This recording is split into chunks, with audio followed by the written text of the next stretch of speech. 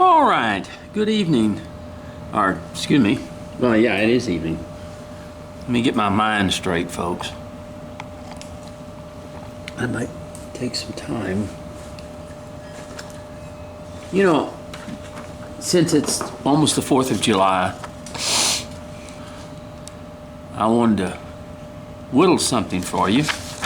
And I whittled you Uncle Sam's and things like that. We've been through all that.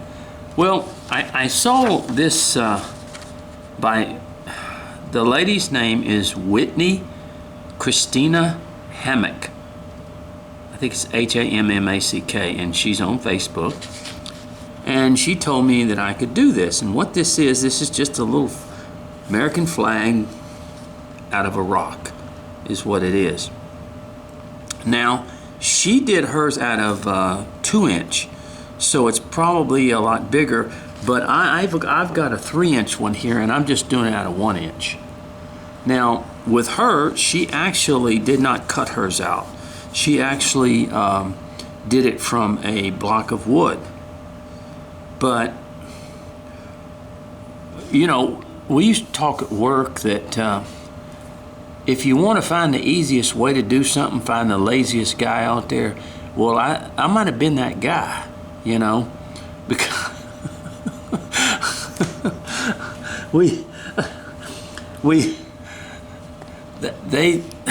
I sometimes amaze people that the other day we were at we were at the church, and there was a girl's bathroom. The women's bathroom had their door that shut. They had a little latch on it that when you would turn that latch, the little lever would come out of the door and would go into the little hole where the latch was, you know, to hold the door. Well, what had happened is the door had kind of fallen down a little bit. So when you would, you know, turn the latch, the hole that it went into was higher than what it should have been. So one of the guys came in, and the pastor was asking us to ideas and things like that. And he said, one of the guys, you know, he said, "Oh, look, I can adjust that door, and I can put shims behind it and all that stuff where to raise the door up and everything like that." And you know, I mean, he went through this big spill and all that stuff, and I mean, it was impressive. It was. And a lot of guys said, "Well, we can do this, and we can actually raise the door and all that other stuff so that the latch will fit."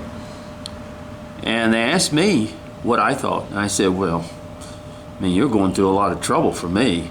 I mean, if it was me, I just where the hole is, where it latches, just unscrew the little latch, not the latch, but the little plate that it goes into, lower the little plate, drill you another hole, and don't worry about raising the door, just that's where it'll go into it, in other words, and it'll go straight into it, easiest way possible." And they kind of looked at me like, well, yeah, but that's too easy, you know.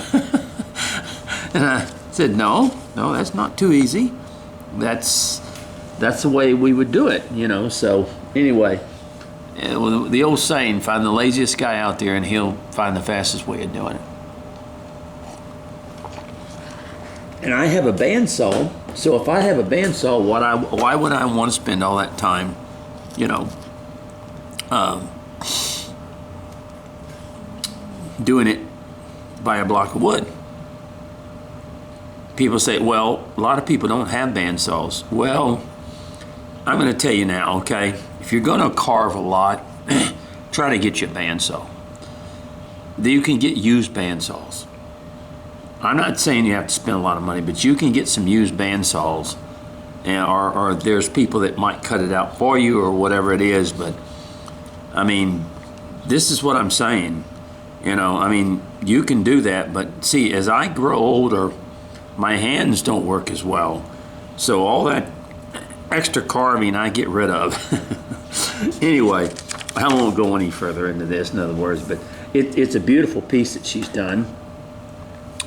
So I cut out this piece here, And if you want the pattern, just go to her Facebook site, and I'm going to put her name on as who, developed this, Whitney, Christina Hammack, and you can go there and get the pattern off of. I'm not going to send you the pattern. This is not my pattern. I'm not going to send it to you. So we just work at it like that. I do not take other people's work or patterns and do that. Anyway, this is from 1-inch wood. So hers was probably a lot taller and bigger, but this is only about 3 inches high. But you can do the bigger one. But I'm just going to do the smaller one for now. Okay, the first of all, before we even start, before you cut this out, you want your grain to be running, of course, this way, okay? You want your grain to be running this way. All right, so I'm simply going to, we can draw a center line if you want to. But I'm simply going to bring this flag back this way. Of course, it's way too thick. It's 1 inch thick. But I'm going to bring the flag back, okay? And we're going to cut back on it. So that's going to require me to take and bring everything back, okay? And then I'll show you what we're going to do. Like I said, I don't know how big hers was exactly, so it would. Now, I could have gone here and cut and made the flag small and got. Bandsaws are wonderful. I'm sorry if I've got a bandsaw, I'm going to use it, but I'm going to show you. I'm going to show you how to do this. Okay. Oh gosh, Miss Whitney, if you're listening, I'm not trying to quickly do your piece. I'm just, like I told y'all, as I get older, as I've grown older, the less wood I have to remove, the better off. That's, but I mean, I spent a lot of money. My bandsaw is very old, and I spent almost $700 then. I know they're expensive, but I'm going to tell you something right now. I have looked on these marketplaces. Facebook has a marketplace and stuff like that, and found these Craftsman makes a 12-inch bandsaw, and you can get them used, for about, you can get them used for probably sometimes around $200, so you save a lot of money. I think next time if I get another saw, I'm going to get a used one. I really am, because that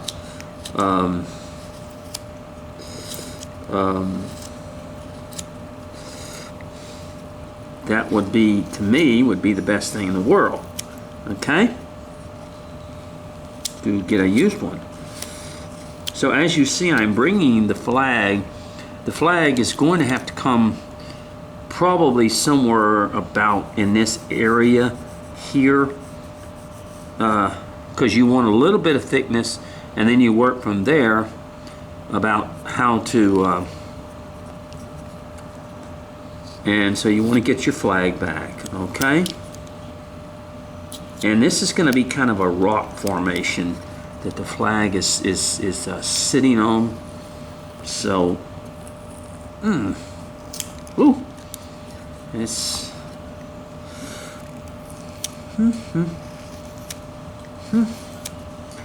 I would just suggest, I really would, if you are going to be a carver and you are going to do a lot of carving, as I have done in my lifetime, the best investment you can make is a bandsaw. I am going to be honest with you. Do not fool with scroll saws. How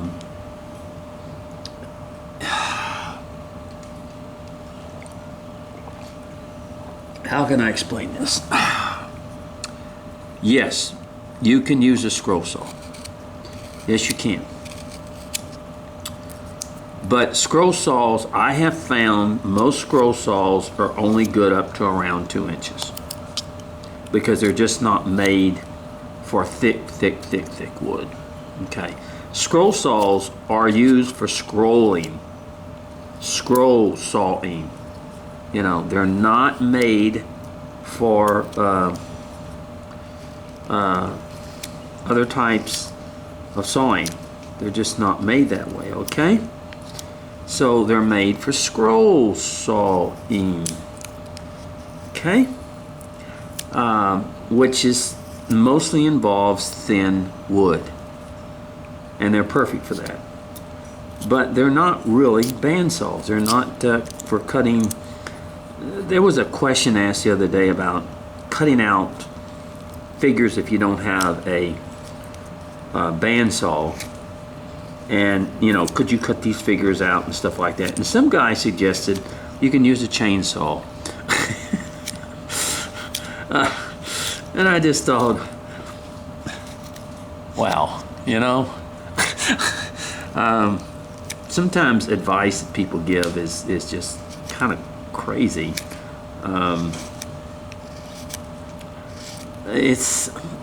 No, you cannot use a chainsaw. I mean, if it's something real big, yeah.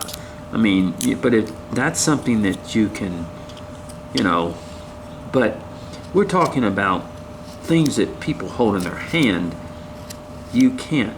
Now, if your figures or whatever you make are only around 2 inches thick, then you can use a scroll saw. I mean, you can use a scroll saw. That's what you can do. But the other thing is, if you are involving yourself with something that is thicker, then you need a bandsaw. And why, you ask, well, why can't a scroll saw do it? Because a scroll saw doesn't have the power. It just does not have the power to cut through that thick of wood. It's not made for that. That's what people don't understand. When they hear, a lot of people, when they hear the word saw, well, it's a saw, it's a jigsaw, it's something like that. Maybe I can cut it out with a jigsaw. Well, the jigsaw is just a large scroll saw. The blade goes up and down. Where on a bandsaw, the blade turns in a rotation. But more than that, a lot has to do with what power that you have with the motor. Now, I always suggest that you get a bandsaw with a motor of at least 1 horsepower. Now, whether it's a 10-inch, a 12-inch, now a lot of people have gotten like a 10-inch bandsaw, which is smaller, and then they put a 1 horsepower motor on it. And it cuts fine because you've got that power. But when you get up to 3-inch, 4-inch wood and things like that, you need a bandsaw. That's all there is to it. And people somehow want to argue with you, and that's okay. It's okay arguing with you. But, you know, bandsaws are a good investment. They last forever. My goodness gracious. My father had a 12-inch Craftsman. See, I cut my teeth on a 12-inch Craftsman bandsaw. Now, I know they're not as good as the old ones, but you can still find the old ones. You can still find them. And a lot of times you have to do a little work on them, but boy, they were workhorses with a 1 horsepower motor on it. And I'm going to tell you something. That was a killer, man. I mean, that thing lasted. That thing was 20-something years old and still going strong. Just unbelievable what a great saw that was. And I'm not sure, I think at that time Craftsman was made for Sears, because Sears didn't make saws. We all know that. Craftsman brand has always been made by somebody else. I think at that time, the Craftsman saws that were made for Sears were possibly made by the DeWalt company, which we all know is a good brand of tool. Nowadays, Craftsman is made, well, actually, you see them at Lowe's now. You see them at Lowe's, and Lowe's, those are made by Stanley Tools. Stanley Tools eventually bought out Craftsman, and they make their tools now. Now, I don't know myself how good Craftsman tools are. I really and honestly don't. I think they're mediocre tools. I don't know who makes their, I don't know if they even still make the bandsaws. I know you can buy them, but I don't know who, if they still make the bandsaws. I know one thing, that one my daddy had, gosh, that thing went for 30 years. Now, the only thing in those 30 years I had to do was to change the bandsaw had on the pulleys that turn the saw. They have a rubber boot that goes around them, and I had to change that rubber boot eventually on that saw. So you can get used ones, and I'll be honest with you, next time I'm going to buy a used one, because the new ones are expensive. The new Deltas are very, very expensive, probably close to $1,000. But they do make the 10-inch bandsaws, which the tabletop bandsaws, which are not bad saws, but the problem is you still want that 1 horsepower motor, because that is what turns and has the strength to go through thick wood. So a lot of times, if you can take a saw like that, get you a 1 horsepower motor, and put it on there. And like I said, I've seen guys take 9 and 10-inch saws and put 1 horsepower motors on them. And man, them things cut like dreams. So it's not so much the size of the saw as it is the power of the motor to be able to cut through the wood. So I'm just saying. So you can look on eBay and Facebook Marketplace and things like that, and probably find a used one at a good price. But if you're going to carve, that's going to be something. Most carvers have bandsaws. Most people who carve a lot have bandsaws, because they know it is an essential tool to create with. Most all your bigger carvers are guys who okay, we see how we're getting the flag over here back. Have a bandsaw. So I'm just saying. Now, if you don't carve that much, then it's a waste of time. Now, I know a lot of people live in apartments. I lived in an apartment at one time after I lost my house in Harvey. You say, well, how did you cut your wood out and stuff? Well, I had to rent a storage shed to keep my stuff in till I could get into my house. So I rented a storage shed, and it had electricity going to it.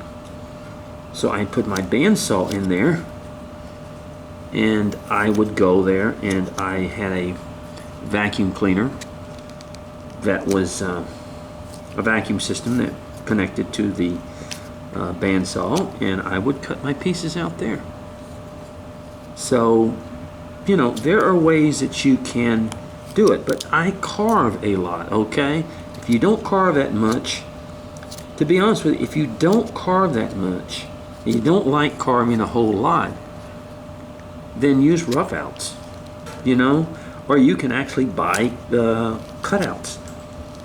Buy cutouts of dogs and cutouts of, you know, roughouts are just ideal. So, I'm just saying.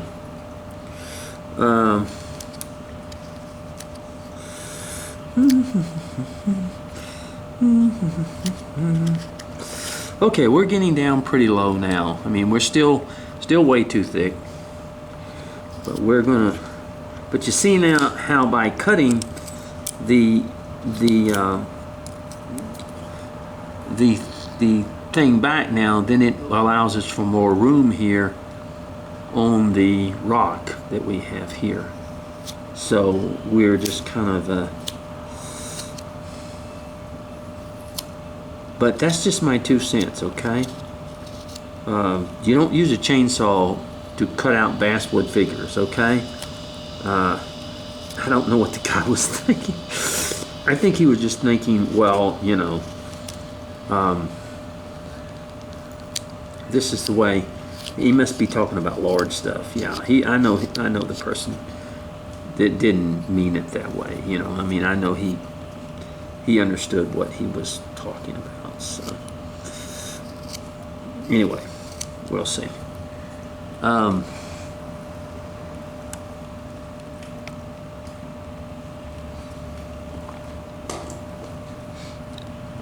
right, we're getting it down thin. Tell you what. And you just bring it down, folks. You just keep bringing it down. And 3-inch, see how much, look at all that I had to remove just with the 1-inch carving. I can't imagine Miss Hammack probably had a bucket full of shavings. She had two by 6, she told me. And so, but what I'm saying is her carving was probably higher than mine. Okay? It was probably a lot higher than mine. And as we get this far, we want to go ahead and we're going to have to start separating. I need to come up just a little bit deeper as far as then we'll start doing a little bit of our detail.